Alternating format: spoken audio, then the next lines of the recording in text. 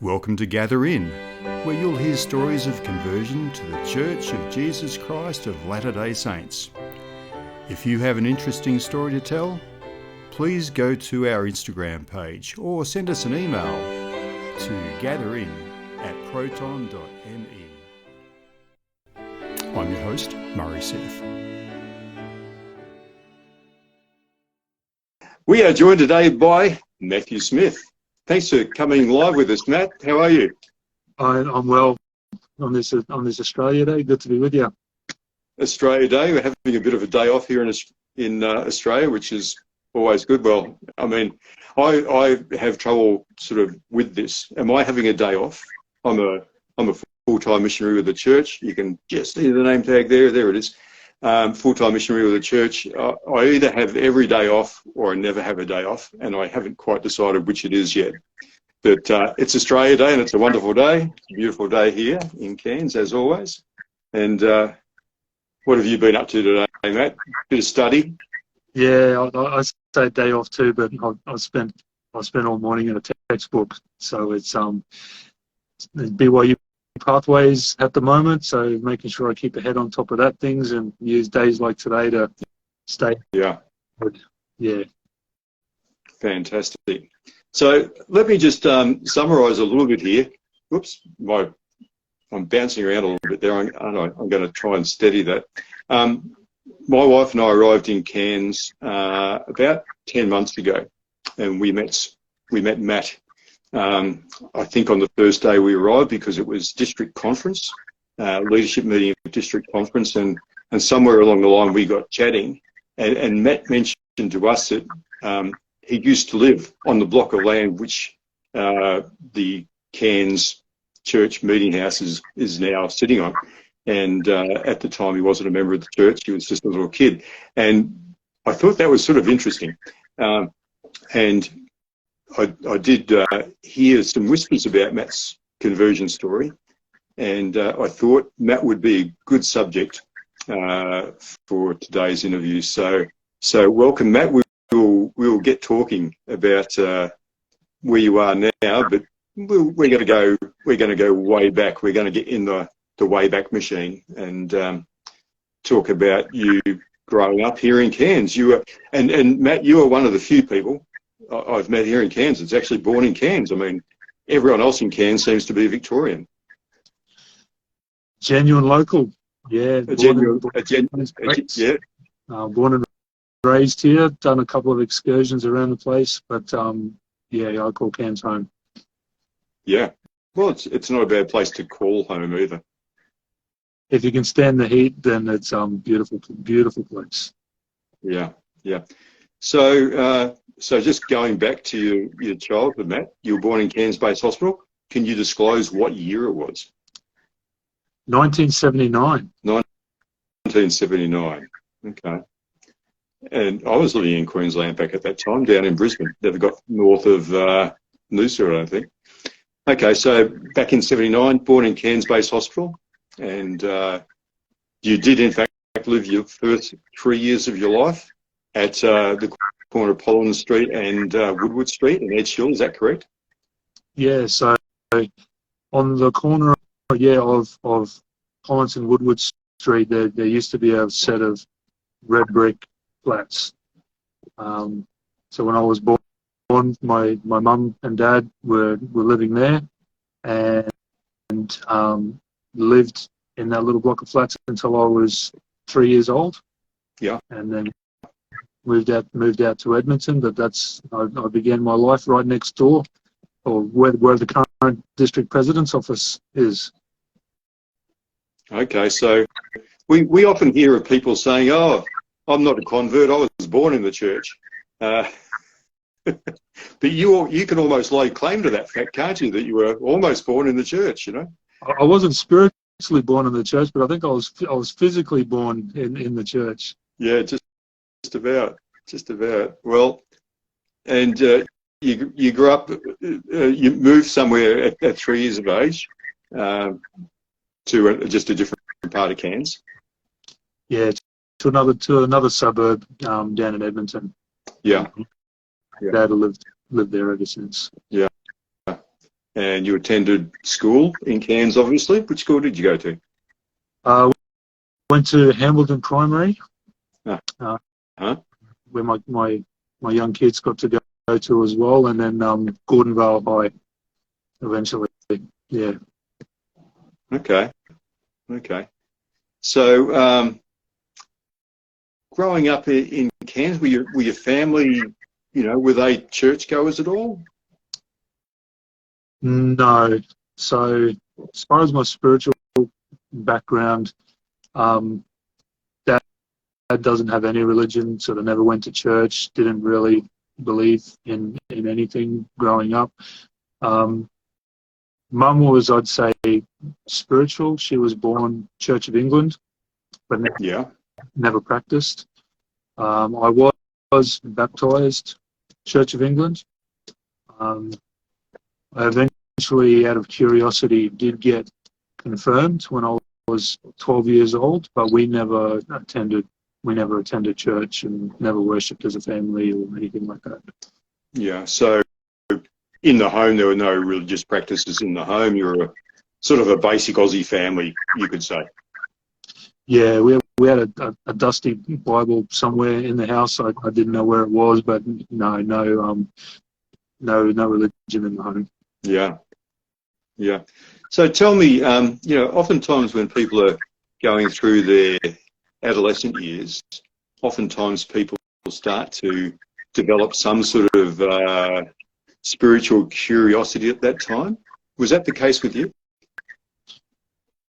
I think it was something that was, reflecting on it, it was something that was always in me. I wanted to know about the other side. I wanted to know if there was a God. I had a distinct memory after a couple of years after I was confirmed. So I got a Bible given to me when I was confirmed, and I did have some vain attempts at trying to read it, but usually get lost at Deuteronomy and places like that. But I remember when I was a teenager, late night I'd be in my room and close the door, and everyone else was asleep or doing other things, and I just remember a prayer. Maybe you could call it a prayer. I remember having these conversations with Heavenly Father.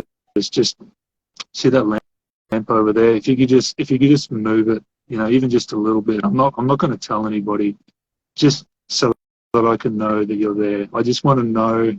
I'm not going to tell anybody. No one else is going to know. It's just be you and me, just so I can know someone was there. Look, it never did get moved, but I think that's where the spark of my spirituality started to fire. Yeah. So that's probably not an unusual thing for a teenage boy with some sort of spiritual curiosity to do. As you said, the lamp never moved, though. The lamp, no, never moved. I think I was the one that had to move. I think that's Heavenly Father's way. Yeah. He does like us to move, that's for sure. So, at some stage, you came across the church. So this is some years later. You're perhaps in your early 20s, were you, by the time you? Yeah. So became a member of the church? Interesting story. So fast forward, I finished high school. I was working at the time. I was working at the Woolworths in town, and I had an injury that came across that wouldn't heal. I had multiple surgeries over the space of, I had 3 surgeries over the space of 12 months, and this thing just would not heal. And for a red-blooded 19-year-old male who wanted to go out and be with his friends and party and do all those other fun things, it was a very despondent sort of time. So I had a close high school friend of mine, Chris, who I still sometimes keep in contact with, who came along and visited. I didn't get a lot of visitors and stuff at the time, but and he was in another embarrassing moment at the Amway of all things. So that never panned out. But I guess being down and laid up and stuff for so long, I guess I was looking and hungry, I guess, for something. And so they had at the time something called a Book of the Month Club. And so they would mail out these business and self-help and books and things like that. And Think and Grow Rich by Napoleon Hill, and How to Win Friends and Influence People, and things of that nature. And I devoured these things. I think I read 20 to 30 of them in the space of 12 to 18 months. And I found, Murray, that each one of these books referenced the Bible in some way. And so, me being a man of curious nature, I started reading Genesis. I thought I didn't get a good crack at this when I was a teenager, so maybe I'll give it a harder go and see what I missed. And so anyway, fast forward, by the time I got to the end of Exodus, I'd already had a visit from the Jehovah's Witnesses, but they didn't come back. I don't know why. And then I had You must have scared them off, Matt. Oh, no, too many questions. I think I had too many questions that they couldn't answer. And so I had a knock at the door from the elders, from the missionaries from the Church of Jesus Christ of Latter-day Saints. And that's where my journey began. Okay. We have some overlap there. Interesting. One day I'll get to tell my story. I might have told my story once in a sacrament meeting. Maybe you heard it. But I had an injury. I read some books, and I had a knock on the door from a couple of young missionaries as well. So I can relate. I can relate to what you were saying. So how old were you by this time? I was 20 years old. Okay. Sprightly young Australian 20-year-old. And I might just tell our visitors that they can just see your head here, of course, Matt, but you stand at probably 6'4" or 6'5", do you? Oh, look, I know we've got Andy Everest and then Kimberly. They both know me from way back, and know my ways and know me through my past work. Yeah, 6'5" I am, and currently about 118 kilos. So when you said you're scared off the Jehovah's Witnesses, I thought they might have been intimidated by your large stature.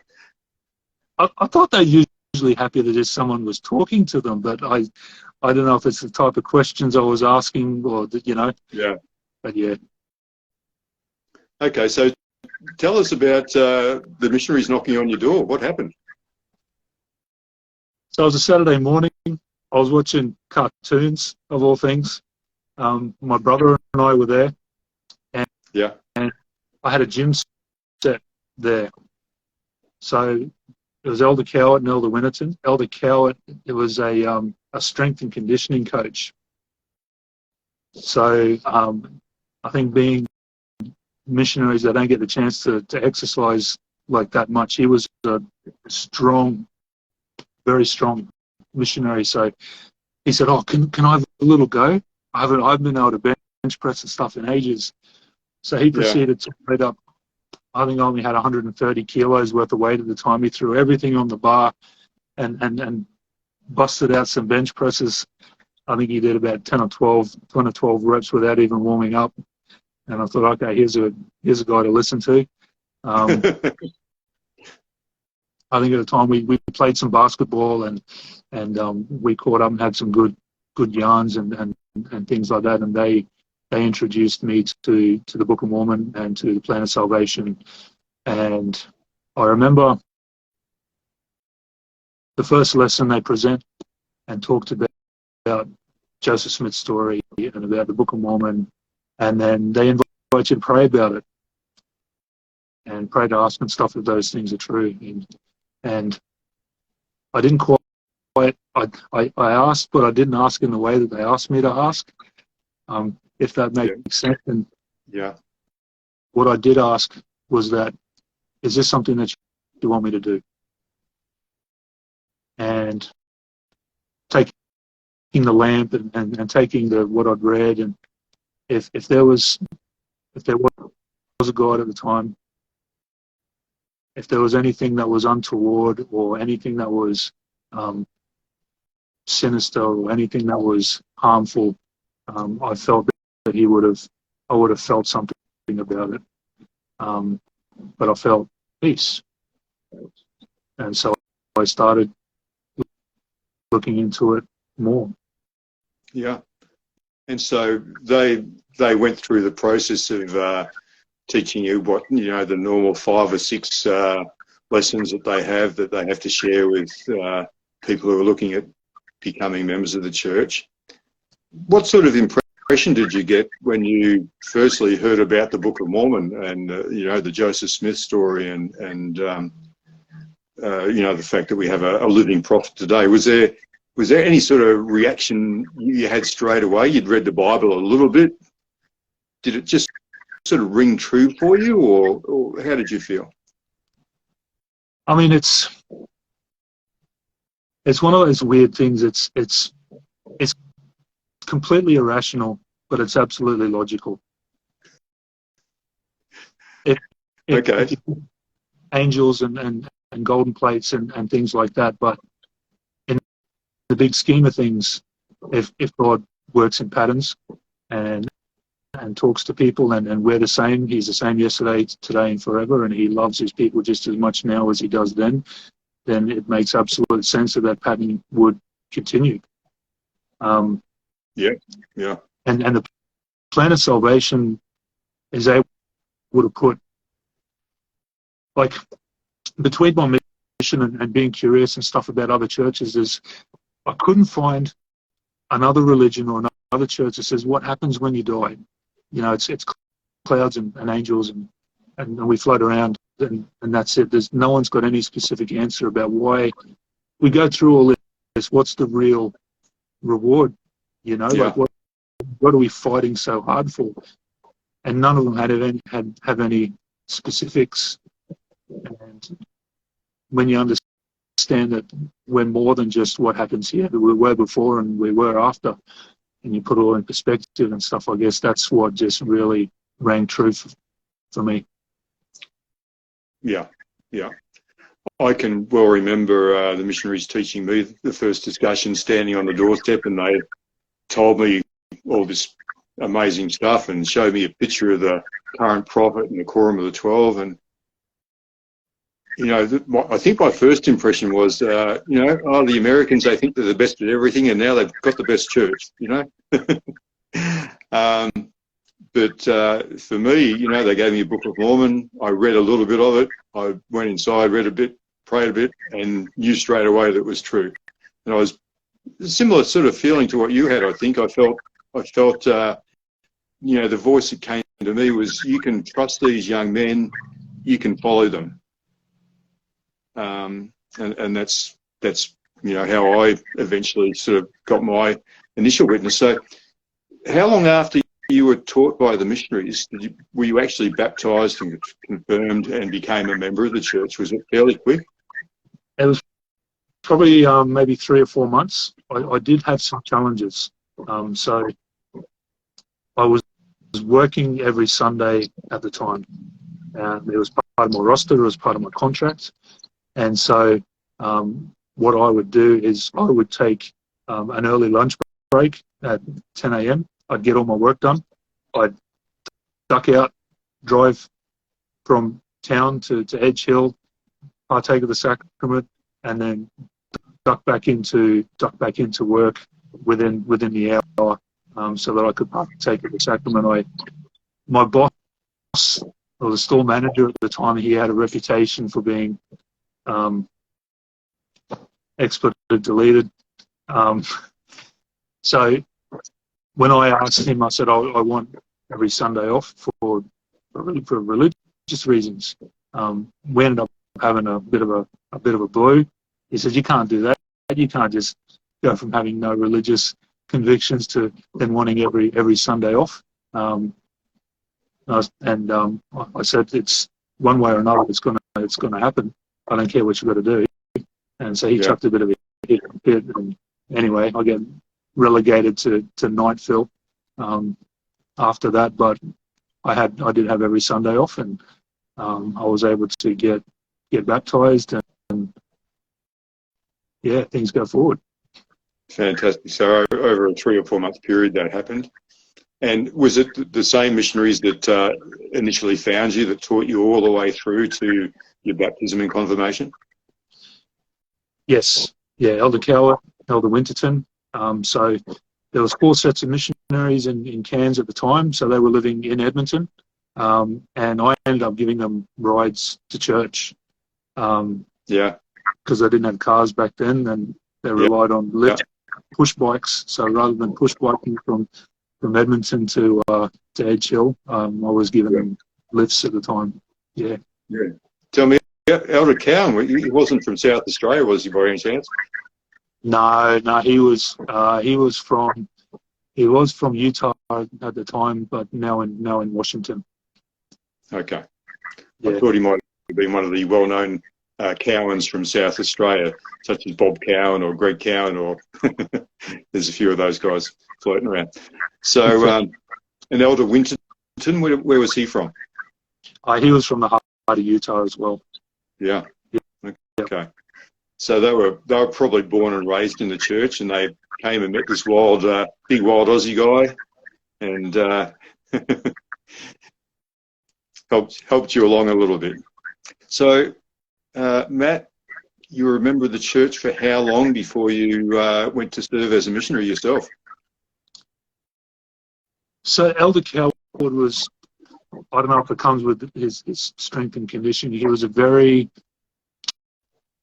thoughtful, but he was very he was bold. Bold was the answer. So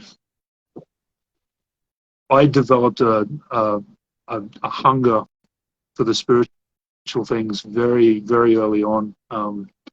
I read, we call it our triple combination. So I the Book of Mormon, 531 pages, plus the Doctrine and Covenants and the Pearl of Great Price, another 200 odd pages. I read that before I received the gift of the Holy Ghost.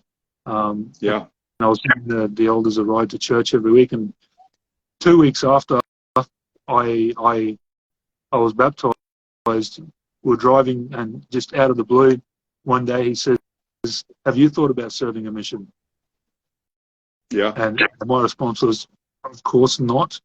And he said, "You should think about it."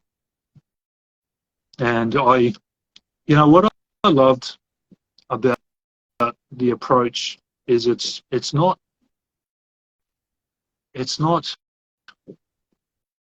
there's zero influence that the elders or the prophet or the local leaders have over an individual's individual course or testimony. They can't direct, or they can't encourage, or they can't even influence that spiritual connection that you have with your Heavenly Father in any way. And so I used the same pattern as I asked, in the same way that I asked about the Book of Mormon. I was 21 at the time. I was in a bunch of debt because I bought a flash red car that I shouldn't have in my young impulse days. But the impression that I received, and we say impression, but there was a feeling with a voice, a feeling with an idea, and it wasn't that you should serve a mission. The answer was that you would serve a mission. Yeah. Okay. And so I started preparing. So that was a fairly short time after you became a member of the church. 2 to 3 weeks. Oh, really? Wow. 2 to 3 weeks. In my case, it took about 12 months, but I was on a mission within 18 months of becoming a member of the church. So it happened fairly quickly. And my bishop at the time, he just said, "Murray, I want you to pray about whether you should go on a mission or not. Will you do that?" And I said, "Oh, okay." Went back to church the next week and said, "Well, you better do what you need to do to get me off on a mission, Bishop." got the answer straight away. Yeah, so that was fantastic. So you've had a similar sort of experience yourself. And tell us a little bit about your mission. Where did you serve? I served in the New Zealand Auckland mission, which was the majority of the North Island of New Zealand. Yeah. So it was a challenge to get out for those. So that there's a cut-off age of 26 years old. Yeah. And I was 21 when I joined. I was in about $15,000 worth of debt. And then you need to be able to support yourself for 2 years, self-funded. Being the only member of my family, I didn't have any financial support or anything like that. So by a bit of hard work and some grace, I was able to hand in my papers and get out when I was 25 and a half years old with an Indiana Jones with about 6 months to spare. So yeah, my first area was Hamilton, or Frankston and Grandview wards. My mission president at the time was President Smybert, as some might know. Yeah, I knew him. Yeah, with him because he was around the time of my baptism. He was in the mission presidency assigned to Cairns, so we sort of knew each other before. Okay. He actually came to my baptism. Oh, really? Wow. Because my baptism was on district conference weekend, and so I was grateful to be able to serve a few months with him. But he because he knew me, because I was old, he threw me into the deep end. I had one transfer for 6 weeks where I was trained, and I was in leadership for the rest of the time. I went straight into training after that, and had 2 transfers of training, and then I was a zone leader and zone leader trainer a few times. Trained 4 missionaries and was a zone leader for the rest of my mission. Yeah. Fantastic. That's again similar to my story. I think I had my 26th and 27th birthdays while I was in the mission field. I was the old man of the mission, which you would have been too. I was definitely the old man of the mission. Definitely old.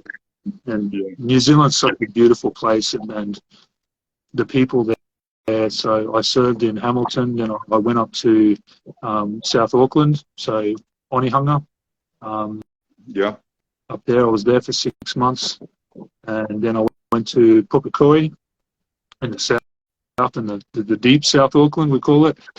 And from there, I finished off in Rotorua. And New Zealand is such a beautiful place, and I was able to meet and to serve with and to train and to be alongside people from every continent on the planet. We had North and South America, we had Europe, we had North and South Africa, all of Asia, all the Isles of the Sea. Is such a diverse place, and the people were so spiritual and welcoming and so curious, and there was and to be able to have the privilege to do that full time for 2 years. Unlike you, I know I didn't have a day off, no days off, never got sick in 2 years, and it was such a beautiful time. I also served in New Zealand, but in the Christchurch mission, so in the deep south. And I served at the time when it was 18-month missions. So this was back in the early 80s, 83, 84. Okay, so we're going back. So what year was it you came home from your mission, Matt? That was the end of 2006, December 2006. 2006. So, how many years ago is that? 12? No. 23 minus 6, 17 years ago. 17 years. And it was really good because, my mission president at the time is Elder Carl B. Cook, who's now a member of the presidency of the 70. Lucky enough to still keep in contact with, and my mum had a few lessons while I was over there, and even though being a non-member, she came over to pick me up and had dinner at the mission home, and we were able to go and visit a few families and people that I was close to before I came home. So she got a little bit sick after that. So spiritually, it didn't sort of, she never got baptized, but it was a good experience to share that with Mum. Yeah. Yeah. Fantastic. And now you're a father of three boys who are the oldest one's approaching teenagehood, isn't he? He's just turned 12, I think, hasn't he? Yeah. He turns 12 this year, my oldest. Yeah. Okay. One thing I always like to ask people is that if you go back in time to before you became a member of the church, you were blessed to become a member of the church. How do you think your life would have panned out if you hadn't become a member of the church, or how do you think your life is different now because you did become a member of the church? That's a really good question. I was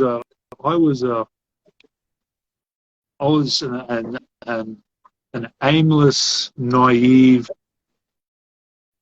no hoper, I guess, back then. Did everything that the typical Australians used to do. Drank too much and wasted time. Should have gone to uni but didn't. Should have had a better job but I didn't. And said, but there was always that yearning, that deep spiritual curiosity, and we talk a lot about testimony, which is an individual conviction. Yeah. And I didn't have one of those when I was baptized, but I'll share that later on. But it takes, again, it's not anything you can measure or anything that you can give or show anybody else, but it takes, when I started, it was a good idea. I'm like, this is good. Giving, paying tithing and to a good, reputable source, that's a good thing to do with your money. Going to a place with good people on a Sunday where they're trying to do good in the world, that's a good thing. Reading the Bible is a good thing. And it went from being just a good idea to something that is true. That it's a reality that there was a life where we existed before we came to earth. We will exist after we came to earth. And that the stories and the accounts that we read, Jesus Christ was a real person. The things we ascribed to him were real. And so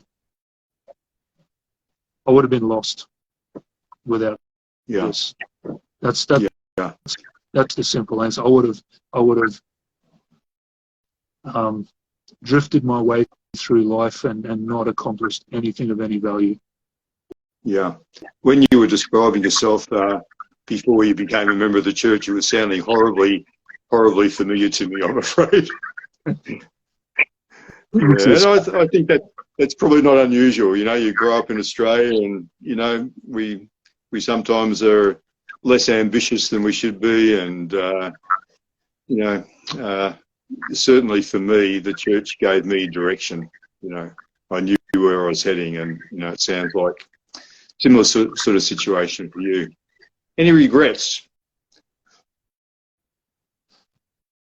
Again, it's not a regret. I just wish I didn't find it sooner. Joining the church when I was 21. Maybe you felt the same way. I was behind the eight ball. The little kids. The little kids were singing these songs that I didn't know the words to. And these youth were able to recite and understand these doctrines that were just absolutely over my head. And I felt this profound sense of I am behind the eight ball here. I'm 21 years old, and these 5-year-old kids have a jump start on me. That's my only regret. But again, it wasn't my timing. The Yeah. Lord, I said the Lord found me. I didn't find him. He found me, and needed to wait till I was ready. Yeah. Look, I can understand exactly what you're saying. Exactly what you're saying. Well, it's been great talking to you today, Matt. Thanks for the time on this Australia Day. You could have been out having a big party somewhere. No, probably not. But here we are on Instagram, and a couple of people joined us, Andy and Kimberly, which has been nice. I'll just hit the wave button so that they know I've seen them. A wave button there.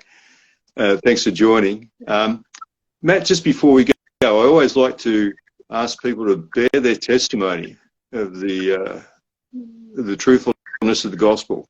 Would you like to do that before we finish off? Yeah, thank you. Thanks, Murray. The scriptures throw out the words of I believe and faith and hope and all of these things, but it's the right and the privilege of every man and woman on this earth to approach God, who we call our Father in a literal way, and to have a personal, one-on-one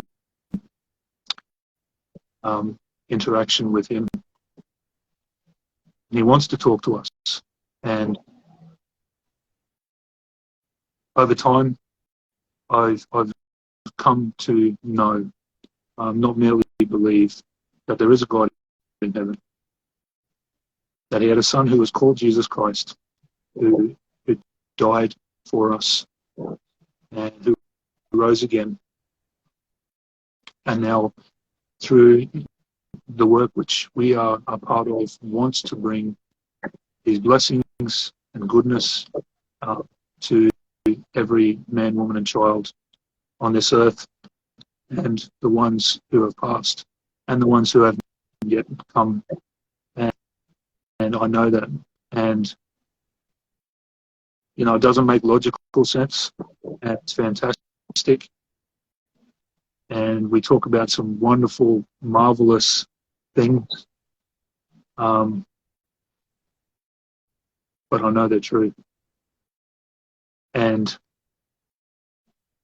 there's a scripture that says signs will follow them that believe. There's only so many coincidences you can have before it just goes to being to God's hand is in this. Yeah. I know it. I've been able to meet our prophet, and even just through the words, the hour and a half that I was able to spend with him in a hall as a missionary, I know that God speaks through him. I might just share this experience before we close up, Murray. So, Sure. He shook every single missionary's hand, and as we went round, I was able to look in his eyes, and he looked back and said, "Lord bless you," and he gave a talk, and it wasn't prepared. And about halfway through, he stopped mid-sentence, and he said, "I perceive that there are some in this congregation who are concerned about their families." And he proceeded to share the doctrine from Doctrine and Covenants 31, verse 1 through 6, where he talks about Thomas B. Marshall, I believe. And for those who are here, they can go and look that up. But he plucked that thought right out of my head. And there was nobody that knew that except me and God. And knowing that he's a spokesman, and many times here in that sense, knowing that what comes and what he talks about is things that are relevant. It's a wonderful time to live. Fantastic. Yeah. Great testimony there, Matt. Thanks very much. Well, it's just been great talking to you today, and we'll have this interview preserved and uploaded to various platforms. so that, in the future, other people can see it. If you want an MP3 of it too, you can have an MP3 and you can upload it into Family Search if you want to keep a record of it there. But we'll get it out far and wide for people here. You never know who will be influenced by your story today, who will feel good about what you've spoken about, and what influence it might have on others. So thanks again, Matt. Great to have you online with us today. And see you Sunday. See you Sunday. Will do. Okay. Thanks, Matt. Bye. See ya. If you have an interesting story to tell, please contact us via our Instagram page or send an email to gatherin@proton.me.